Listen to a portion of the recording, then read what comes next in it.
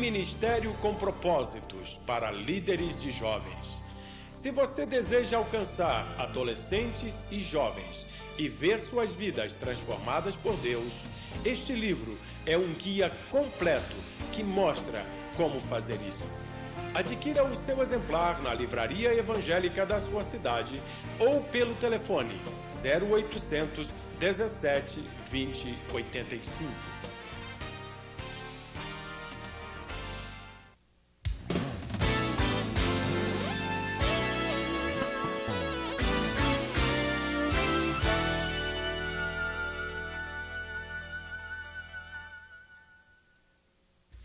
Estamos de volta para mais uma aula de Antigo Testamento e na aula de hoje nós estaremos falando sobre Daniel, o livro de Daniel.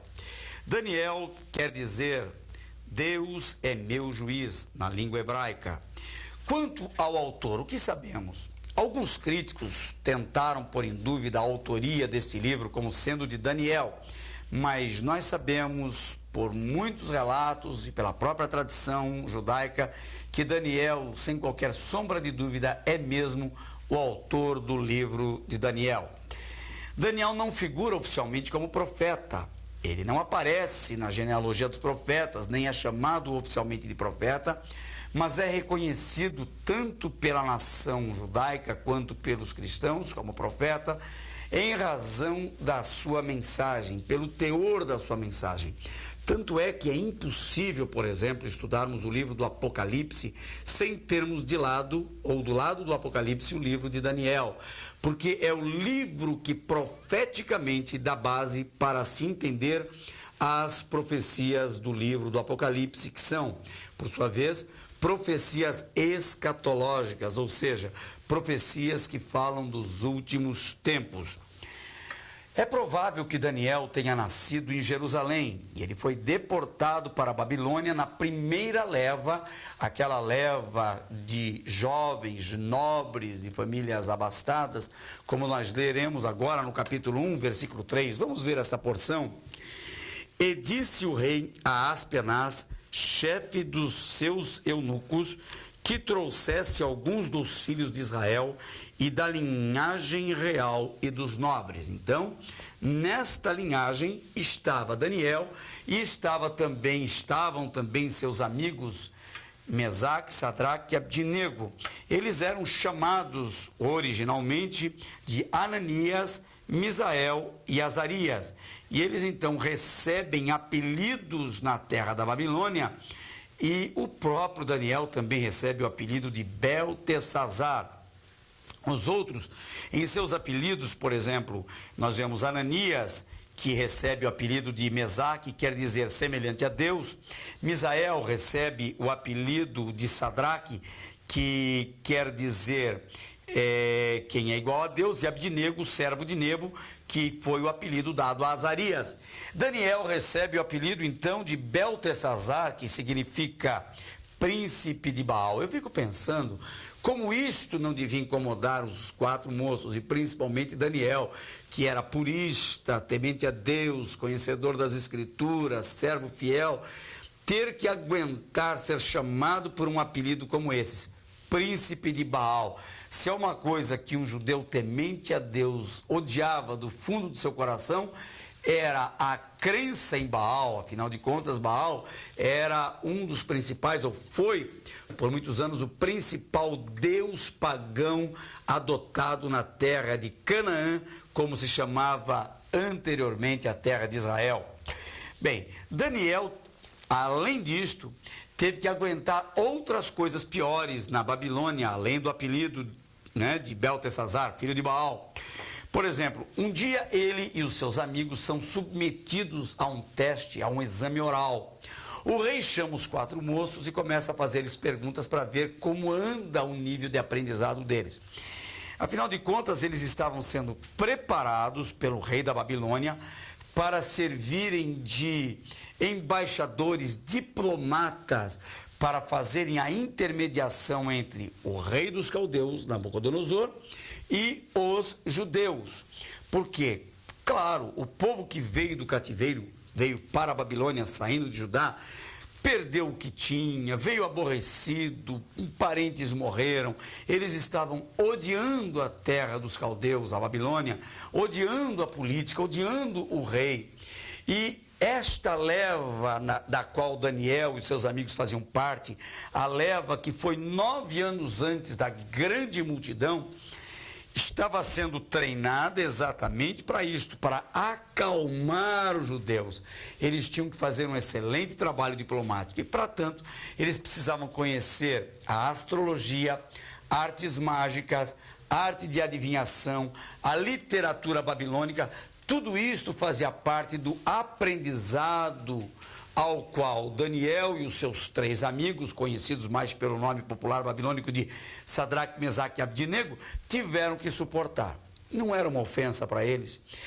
Sabe lá o que é ter que aprender uma coisa contra a vontade? Quando uma pessoa teme a Deus, ter que aprender a arte da adivinhação, da magia, ter que se envolver com isto, foi muito difícil para Daniel.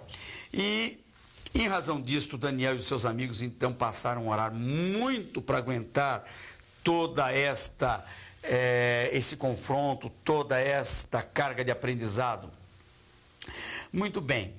Daniel, no entanto, apesar de não gostar das aulas que tinha que tomar, ele e os seus amigos, um dia são chamados para o teste oral do rei e o rei fica surpreso ao constatar que ele e os seus amigos são tão sábios que superam os demais colegas de turma, ou todos os outros jovens que, como eles, também tinham que se submeter ao mesmo tipo de aprendizado. Por exemplo, o capítulo 1, versículo 20, nos fala disto. E em toda a matéria de sabedoria e de inteligência sobre que o rei lhes fez perguntas, os achou 10 vezes mais doutos do que todos os magos ou astrólogos que havia em todo o seu reino. Bem, nós sabemos que Daniel e os seus amigos chamavam a atenção dos homens que trabalhavam no palácio também por uma peculiaridade. Eles conheciam profundamente as leis de Deus. Eles as observavam e as levavam a sério. E em razão deste conhecimento e compromisso com a lei de Deus, com a palavra de Deus, Daniel e os seus 3 amigos assentaram no seu coração um propósito firme: de não se contaminarem com a porção do rei. Eles moravam dentro do palácio, tinham um privilégio raro, enquanto no futuro os seus conterrâneos, compatriotas, teriam que vir para a Babilônia para se submeterem a uma condição escravagista, porque eles iriam trabalhar como escravos do rei na Babilônia. Daniel e os seus amigos moravam dentro do palácio, viviam como príncipes, comiam da mesa do rei. O rei procurou dar a esses moços um melhor tratamento. Mas há da parte de Daniel e de seus amigos uma recusa. Eles chegam para o chefe dos eunucos e dizem: olha, nós não queremos comer essa comida. Mas o rei vai vir para cima de mim, responde esse homem. Não, nós vamos comer a nossa comida, e a nossa comida agora vai ser água e legumes. Vocês vão criar um problema sério para mim. Nós não vamos criar, dê-nos esta oportunidade. Por 10 dias nós vamos ficar assim, comendo apenas o que nós quisermos comer. Nós vamos comer apenas legumes. E o resultado é que ao final dos 10 dias, eles apareceram mais gordos, com semblantes melhores diante do rei. O rei, então, se surpreende mais uma vez com a vida desses 4 rapazes. Afinal de contas, Deus estava do lado deles e o Senhor estava honrando a atitude deles, desta abstinência. Ainda hoje Deus é fiel da mesma forma para honrar atitudes daqueles que, por terem compromisso com a palavra santa, não se corrompem com as coisas desse mundo. Vale aqui uma lição para os jovens que às vezes querem se meter num namoro misto e finalmente num casamento misto. A Bíblia é clara que um filho da luz não se une com um filho das trevas. O apóstolo Paulo é claro quando fala do casamento misto. Estou apenas citando isso como um exemplo, tomando como base a força de caráter e a fidelidade a Deus demonstrada por Daniel e os seus 3 amigos. Vamos andar mais um pouquinho. Ele então, Daniel, os seus amigos, se distinguem pela sabedoria e por causa disso ganham presentes do rei. Daniel é promovido a governador em toda a Babilônia e acaba se tornando ainda, conforme lemos no capítulo 4, versículo 9, inspetor-chefe da casa sacerdotal. Isto se deu no ano 603 antes de Cristo. E a esta altura Daniel ainda era bem jovem, ele contava com seus 20 anos de idade. Serviu a 6 governadores babilônios e a 2 governadores persas durante o período de 70 anos, que foi o tempo em que a nação ficou cativa na Babilônia. E sua maior distinção em cargos governamentais na qualidade de primeiro-ministro se deu durante os reinados de Nabucodonosor, Belsazar e Dario I. Daniel tinha uma capacidade toda especial, que era de interpretar sonhos. E ele vivia nesta época um clima terrível de tensão, porque eles estavam saindo para as conquistas e agora haviam não só conquistado, mas levado cativo o reino do sul, que era o reino de Judá, na Terra Santa. E não era então sem motivo que Daniel vivia orando e jejuando com seus amigos, porque eles não sabiam o que podia acontecer na Babilônia, nem com eles, com o futuro da nação deles, como também com a própria Babilônia, porque a Babilônia estava afrontando o mundo com as suas conquistas. E isto de fato um dia aconteceu. A Babilônia sucumbiu ao ataque da aliança feita entre a Medo e a Pérsia. Ela acabou sendo vencida por eles. Ela vivia, portanto, apesar da sua riqueza e pujança, um clima de tensão nervosa muito grande, porque a provocação a outros povos era grande e um dia isto viria à tona contra eles. Além do mais, eles tinham que conviver com Nabucodonosor, que era um homem intolerante, não sabia admitir um não, ainda que viesse de Deus. Um dia Nabucodonosor tem um sonho, ele fica perturbado com esse sonho, chama os seus sábios, mas ninguém sabe dar uma explicação, e ele quer não apenas a interpretação, vejam que presunção do rei, ele queria que também os seus sábios adivinhassem o sonho que ele teve. Então eles tinham que contar qual teria sido o sonho e a sua respectiva interpretação. Bem, há uma ameaça de morte para os sábios do rei, se eles não dessem ao rei a compreensão, o entendimento, o significado do seu sonho. Estão todos apavorados, ninguém sabe chegar, ninguém consegue chegar a um acordo. Então há um decreto de morte, e nesse decreto de morte estavam incluídos Daniel e os seus 3 amigos. Ao receber Arioque era chefe da guarda do rei, ele veio para prender Daniel. Nesta hora, Daniel ousou oferecer-se para interpretar o sonho, contando evidentemente com a ajuda de Deus, que é melhor agora arriscar interpretar um sonho que ele nem sabia qual era, do que correr o risco de ir para uma prisão que poderia resultar até na sua morte, como na morte dos seus amigos e de todos os sábios do rei da Babilônia. Nesta hora, então, Daniel ousa oferecer-se, né? E lá em casa ele se junta com seus amigos e vão para a oração e pedem misericórdia de Deus. Capítulo 2, versículo 19. Daniel então entra em oração, está escrito: então foi revelado o segredo a Daniel numa visão de noite, e Daniel louvou o Deus dos céus. Que alívio para Daniel, depois da oração, ter recebido de Deus o entendimento do sonho do rei Nabucodonosor e a sua devida interpretação. O sonho do rei, apesar de ele ser um pagão, era um sonho profético, conforme se lê no capítulo 2, versículos 32 a 35. Vamos à leitura.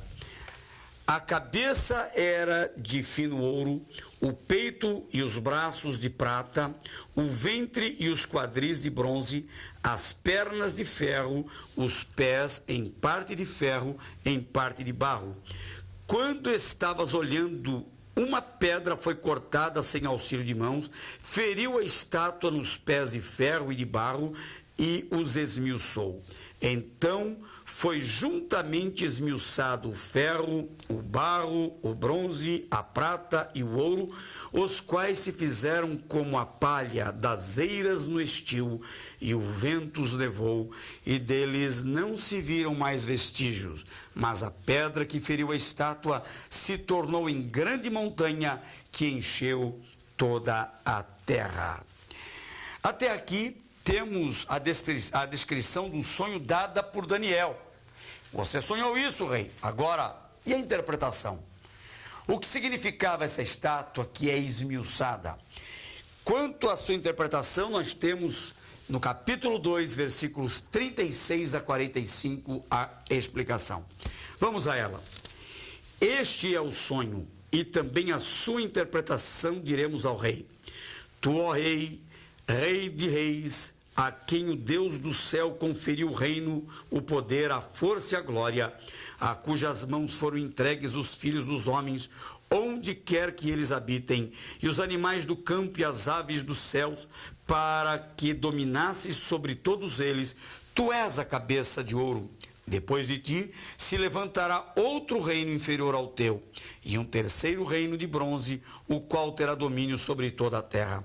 O quarto reino será forte como ferro, pois o ferro a tudo quebra e esmiuça. Como o ferro quebra todas as coisas, assim ele fará em pedaços e esmiuçará. Quanto ao que viste dos pés e dos artelhos, em parte de barro de oleiro e em parte de ferro, será esse um reino dividido. Contudo, haverá nele alguma coisa da firmeza do ferro, pois que viste o ferro misturado com barro de lodo. Como os artelhos dos pés eram em parte de ferro e em parte de barro, assim, por uma parte, o reino será forte e por outra será frágil. Quanto ao que viste do ferro misturado com barro de lodo, misturar-se-ão mediante casamento, mas não se ligarão um ao outro, assim como o ferro não se mistura com barro. Mas nos dias destes reis, o Deus do céu suscitará um reino que não será jamais destruído. Este reino não passará a outro povo. Esmiuçará e consumirá todos estes reinos, mas ele mesmo subsistirá para sempre. Como viste que do monte foi cortada uma pedra sem auxílio de mãos, e ela esmiuçou o ferro, o bronze, o barro, a prata e o ouro, o grande Deus fez saber ao rei o que há de ser futuramente. Certo é o sonho e fiel a sua interpretação. Que autoridade teve Daniel para dizer para o rei qual foi o sonho que ele teve, e depois para dar a interpretação e concluir a interpretação dizendo: certo é o sonho. Em outras palavras, foi isto que sonhaste e esta é a interpretação. Pois da maneira como Daniel interpretou, aconteceu historicamente, como veremos. Quanto à cidade da Babilônia, onde vivia Daniel e viviam seus amigos, e para onde iria o povo mais tarde, era a antiga Babel, como lemos em Gênesis. Hoje é Iraque. Segundo alguns dados da imprensa, Saddam Hussein, que pelo menos é o presidente atual de lá do Iraque, a velha cidade deverá ser reconstruída. Ele está se valendo de dados da arqueologia, montando um novo desenho da cidade, juntando detalhes do passado, está fazendo a planta para reconstruí-la. Este é o seu sonho. Com seus 1.300 quilômetros quadrados, Babilônia estava situada às margens do rio Eufrates e próxima ao Golfo Pérsico, como você pode ver aí no mapa. Foi também um grande centro comercial. Sua construção era quadrática, a cidade tinha uma forma quadrada, né? E era cercada de muros altos que variavam de 18 a 21 metros de altura. Sua largura permitia que um carro com 4 cavalos pudesse circular sobre ela. E a muralha estendia-se por um perímetro de 90 quilômetros. Era bem grande, não é verdade? 250 torres estavam espalhadas pelo muro em intervalos nesta muralha, e havia nela, na cidade murada, 100 portões de cobre. Era um verdadeiro encanto. Havia uma ponte levadiça de 9 metros de altura que dava passagem aos navios que vinham por este rio. Eles atravessavam por entre as portas da cidade. E havia também uma torre mais alta, que era do Templo de Bel, e comportava 8 plataformas. A mais baixa dessas torres tinha 120 metros de cada lado. Mas o que mais encantava a Babilônia eram seus jardins suspensos, que consta como uma das 7 maravilhas do mundo antigo. Quanto ao livro de Daniel, ele tem uma data, não é isso? Foi escrito por volta de 535 anos antes de Cristo. Bem, o propósito do livro de Daniel é declarar a soberania de Deus sobre todas as nações, e ele tem em vista o estabelecimento do reino permanente do Messias. Ele é um grande profeta messiânico. Quanto ao ambiente religioso em que a história do livro é narrada, em que a história transcorre, a exemplo do que se passava no Egito na época dos faraós, os babilônios também eram pagãos. Deus, sempre vamos lembrar disso, avisou sempre o seu povo a respeito da idolatria e do paganismo. No Egito já havia uma preocupação em razão do ambiente em que eles viviam. Canaã, a terra para onde eles entrariam e na qual viveriam e se alojariam para sempre, fazendo dela sua nação, era uma terra também totalmente banhada por crenças pagãs. E mais tarde, então, o povo é levado para o cativeiro na Babilônia, mais uma terra altamente pagã. E havia alguns deuses especiais na terra da Babilônia. O mais famoso deles era Bel-Merodach, também conhecido como Marduk, conforme se lê na profecia de Jeremias, capítulo 50, versículo 2. E havia um templo erguido em homenagem a esse deus. Havia o templo de Exagila, com sua enorme torre. Esse deus Exagila foi importante na antiga Mesopotâmia. Havia também um outro deus chamado Enlil, que era cultuado na Babilônia. Era um deus bastante famoso, mas Merodach era o deus principal, então ele estava acima de Exagila e estava acima de Enlil, que era o deus mais venerado em toda a Babilônia. Mas o deus Merodach, que era o da Babilônia, o de Enlil era da Mesopotâmia. Veja aí no mapa, veja aí, acompanha aí. A Mesopotâmia é a região, não é isso? E a Babilônia está dentro da Mesopotâmia. Então o deus principal da Babilônia era o deus Merodach. Os deuses babilônicos, então, estavam abaixo desses outros, mas vamos falar de mais alguns. Temos Enlil, que era o deus da tempestade, de Niur.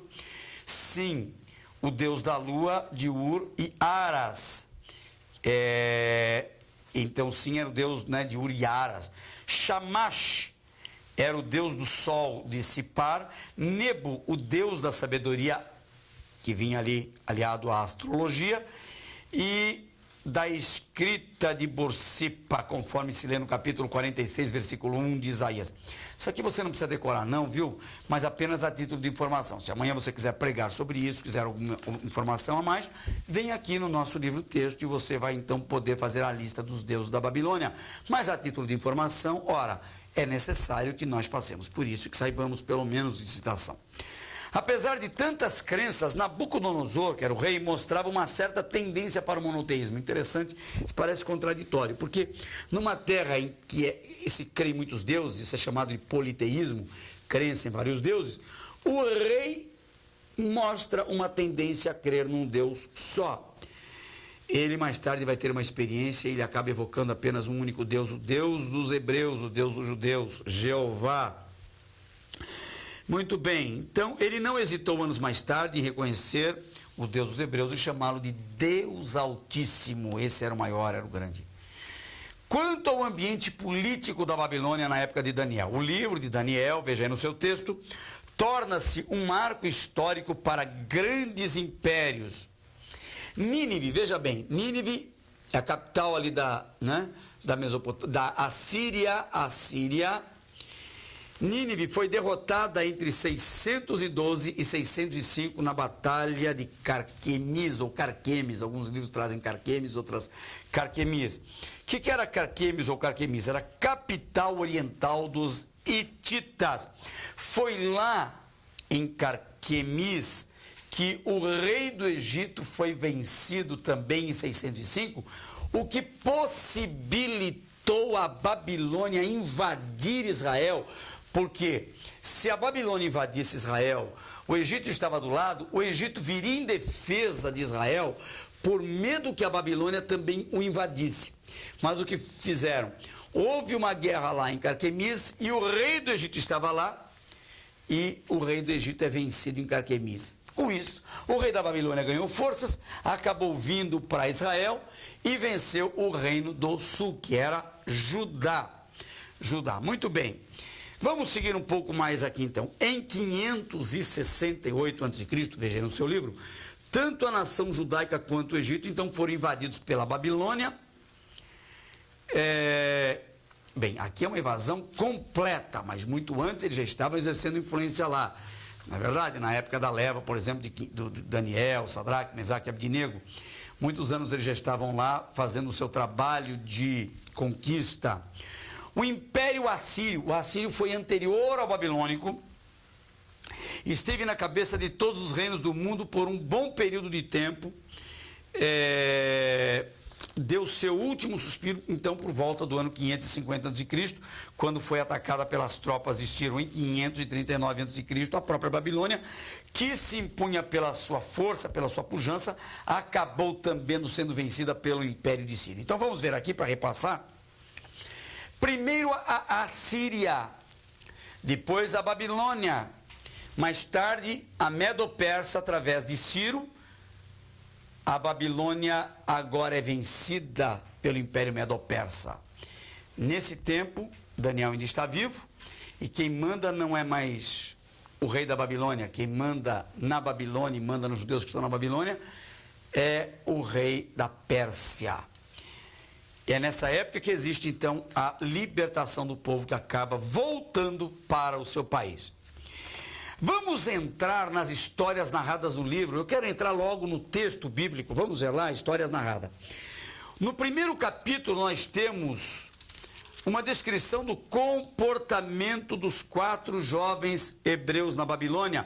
Como já vimos, eles são levados para a Babilônia, sentam no coração, não se contaminar com o manjar do rei.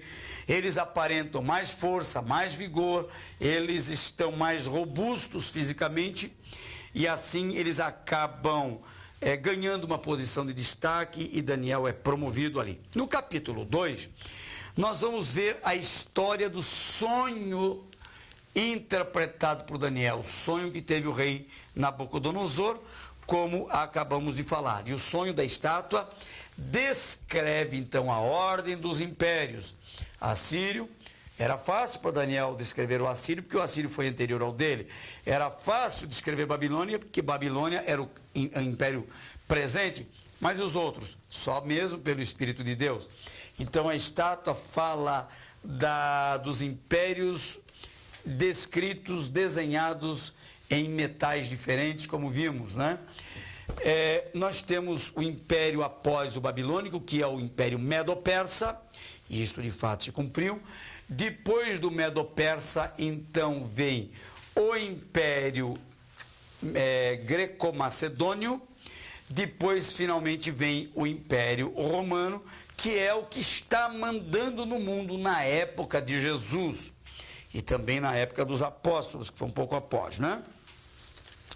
Então nós temos aqui, a estátua é esmiuçada. O sonho de Nabucodonosor, no sonho Nabucodonosor vê a estátua sendo esmiuçada e Daniel então interpreta isto como sendo o poderio do Messias, destruindo os impérios do mundo e estabelecendo o seu. Aleluia. No capítulo 3, nós temos aqui a estátua que foi erigida. Agora uma outra estátua, não é a estátua do sonho. Agora é uma estátua que Nabucodonosor constrói em sua própria homenagem. Ela era uma estátua erigida ao deus Bel-Merodach. Por que em sua própria homenagem? Na verdade, o deus não era ele, era Bel-Merodach. Mas ele tem um elo tão grande, um vínculo espiritual tão grande com esse deus Bel-Merodach, que se a estátua é homenageada, ele se sente homenageado. Se alguém venerasse a estátua do deus Bel-Merodach, estavam homenageando o próprio rei Nabucodonosor. Ele se sentia como uma espécie de espírito aliado ao espírito de Bel-Merodach, para quem ele então constrói essa estátua. Ela era, a estátua, ou o deus Bel-Merodach, era o padroeiro da Babilônia. E ele exige um culto irrestrito, não importa que outros povos estejam na Babilônia e que tenham outros deuses, ele quer que, ao som do toque da trombeta dos sacerdotes de Bel-Merodach, todos os habitantes da Babilônia estejam presentes na inauguração da estátua e se prostrem diante da estátua. É então aí que se vê um ato de rebeldia. O texto diz que os amigos de Daniel se recusam a prostrar-se perante essa estátua e são apanhados em franca desobediência ao edito real, à ordem real. E por isso são levados à presença do rei. O rei então dá-lhes uma outra oportunidade e diz: olha, vocês vão estar em pé diante da estátua e quando ouvirem o toque dos instrumentos, vocês se prostrem, caso contrário serão lançados na fornalha de fogo preparada para os desobedientes. É aí que se vê o milagre do livramento do Senhor, porque quando a trombeta, os instrumentos tocam, o povo, olha, aí está todo o povo de Deus, né? O povo de Judá está lá, diante da estátua, o povo se curva diante da estátua, mas Sadraque, Mesaque e Abdinego se recusam. Eles são vistos, mas confiam em Deus. Então Nabucodonosor bendiz, dá a eles uma ordem, dá ordem aos seus homens para que lancem os rapazes na fornalha. Mas quando chegam na fornalha, aparece um quarto homem. De fora, eles veem quatro homens. Então vem a indagação: mas nós não jogamos 3? Alguém errou a conta? Não, foram 3. E quem é aquele quarto homem? Agora vem a pergunta: não seria por acaso o anjo do Senhor? Quem é o anjo do Senhor que aparece no Antigo Testamento? É o próprio Senhor Jesus. Ele estava lá, era o quarto homem na fornalha de fogo, amparando esses 3 jovens fiéis e tementes a Deus. Eles confiaram no socorro do alto, confiaram no livramento e o livramento veio. Diante disso, Nabucodonosor bendiz a Deus e fica surpreso. E o que ele faz então? Dá uma nova ordem para que sejam lançados na fornalha de fogo os homens que tinham lançado os rapazes crentes. Mas antes de serem lançados, o fogo estava aquecido 7 vezes mais. Eles morreram só com o bafo da fornalha, mesmo antes de chegarem dentro dela. No capítulo 4, nós temos um testemunho de queda e exaltação do rei Nabucodonosor. O que aconteceu com o rei?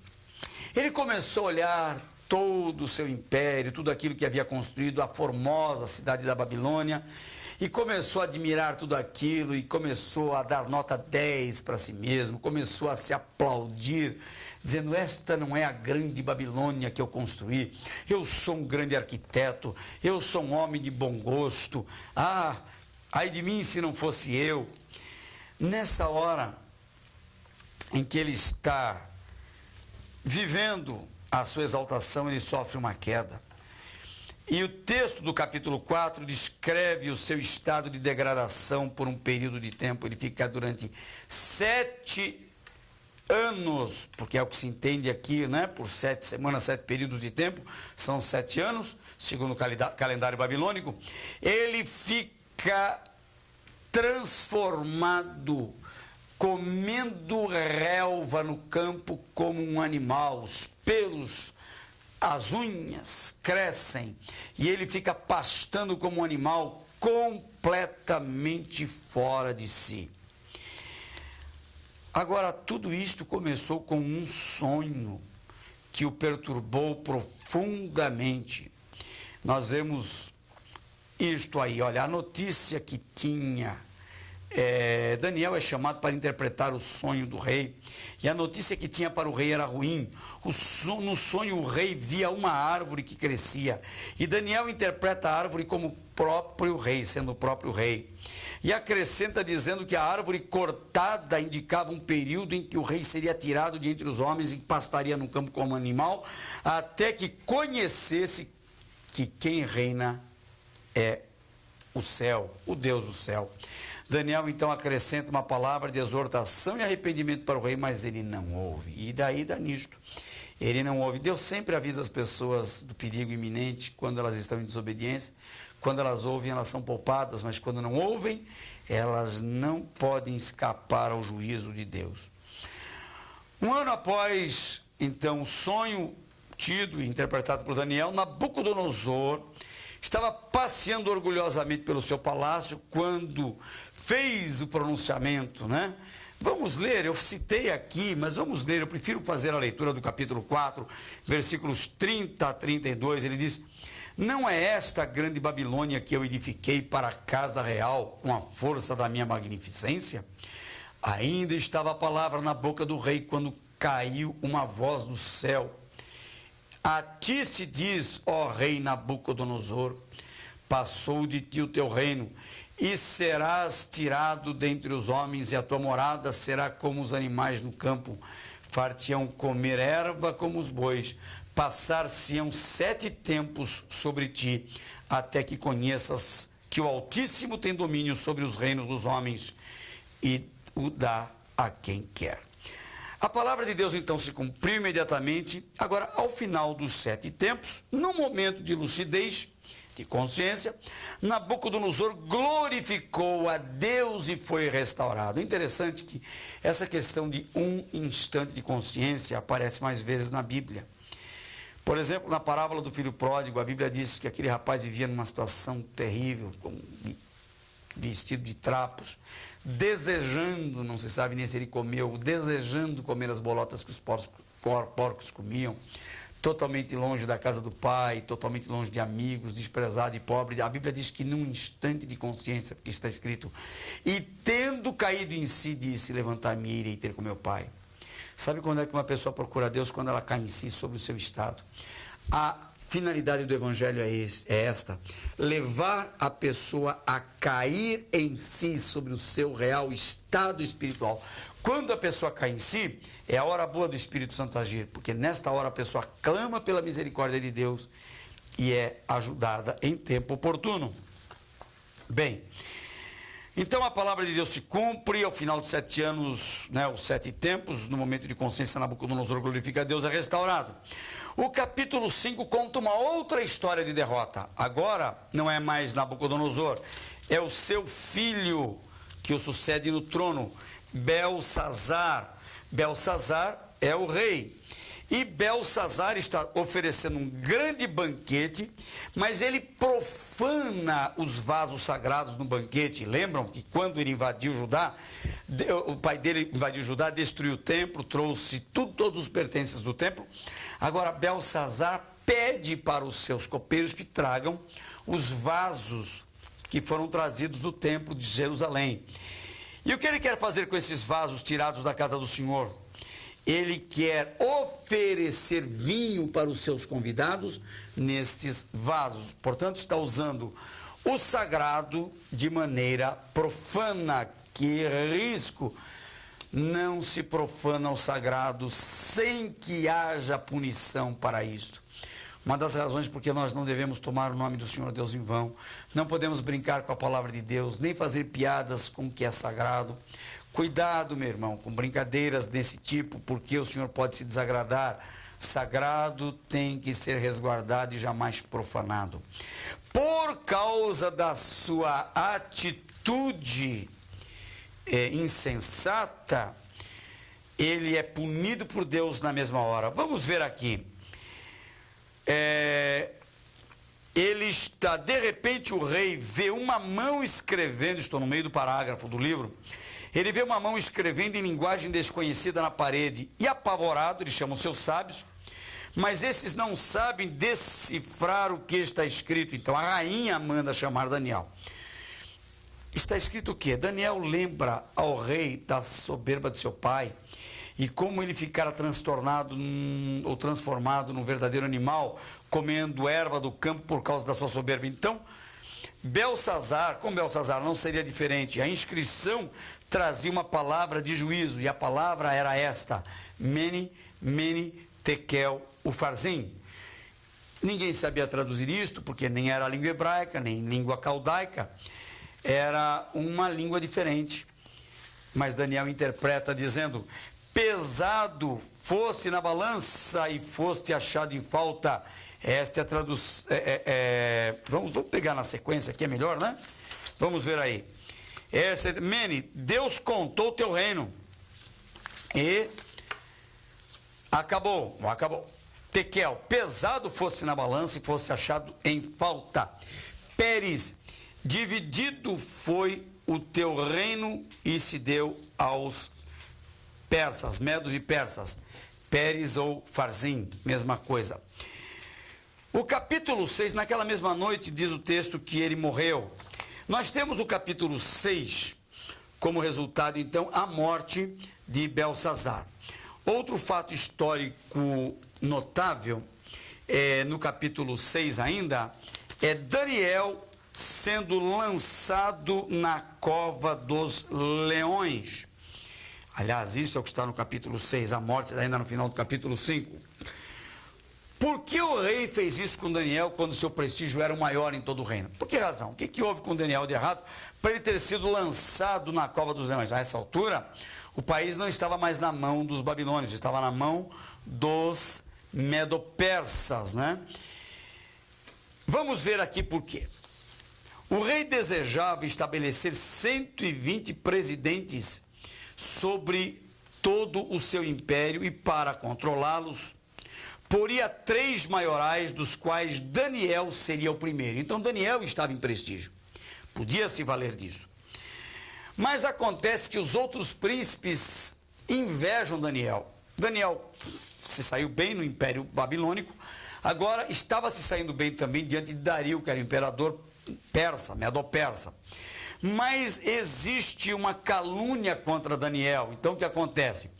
Fizeram uma trama contra ele, sugeriram ao rei que fizesse um decreto que, por 30 dias, ninguém clamasse a outro Deus.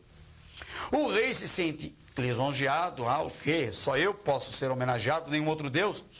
Nessa hora, ele assina o decreto, e tudo isto não passa de uma armação, porque todos sabiam que Daniel vivia buscando a Deus, vivia orando.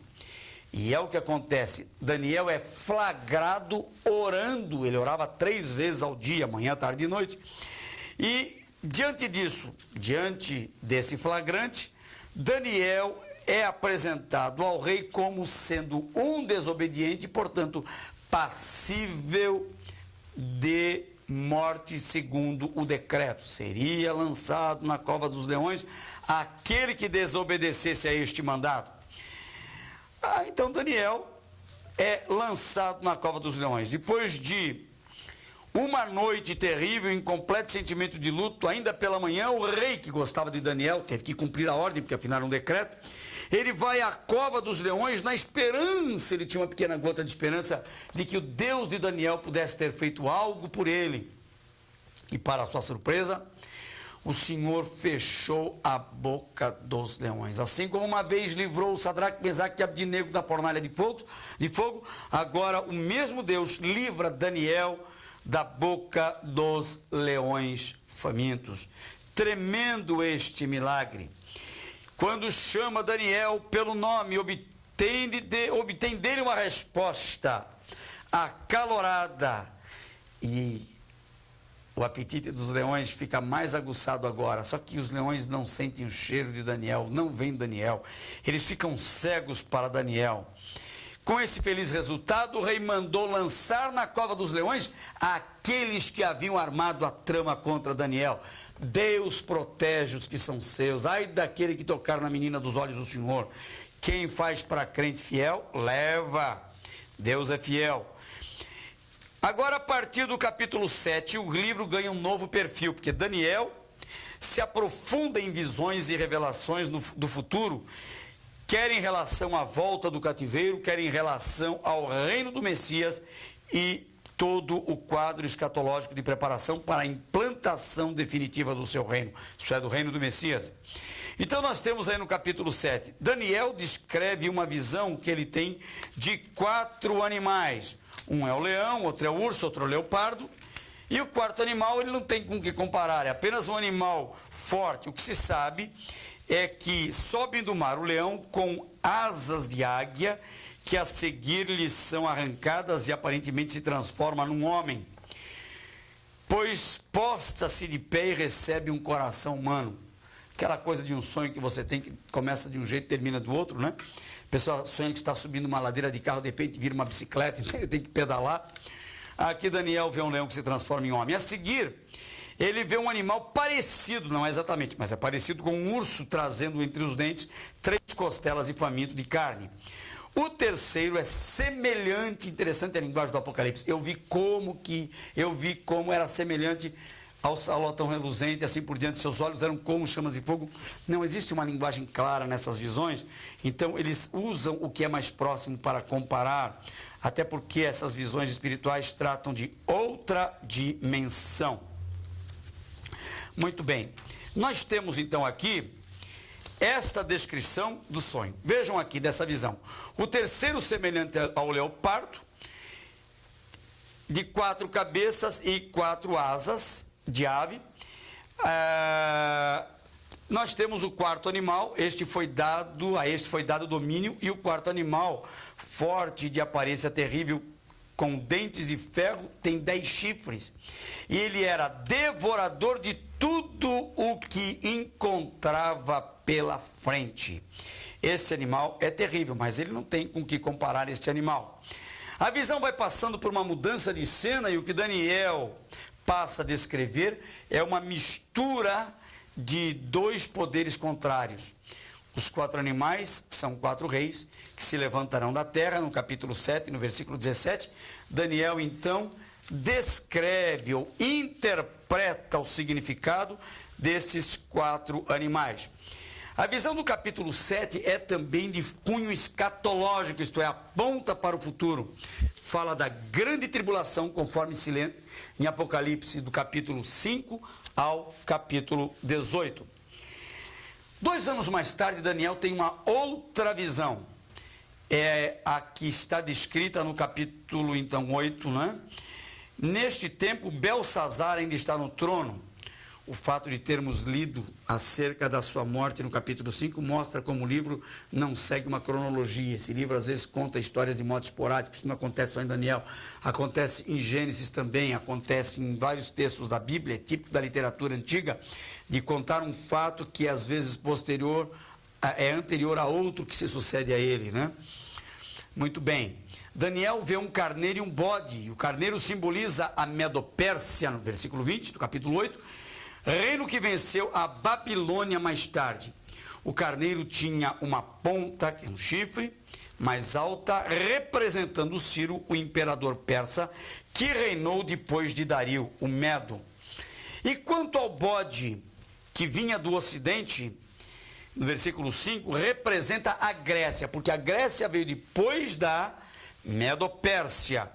De fato, anos mais tarde, Alexandre Magno conquistou o Império Medo-Persa num relance. Daniel buscou o entendimento dessa visão, mas foi tão terrível que ele acabou adoecendo.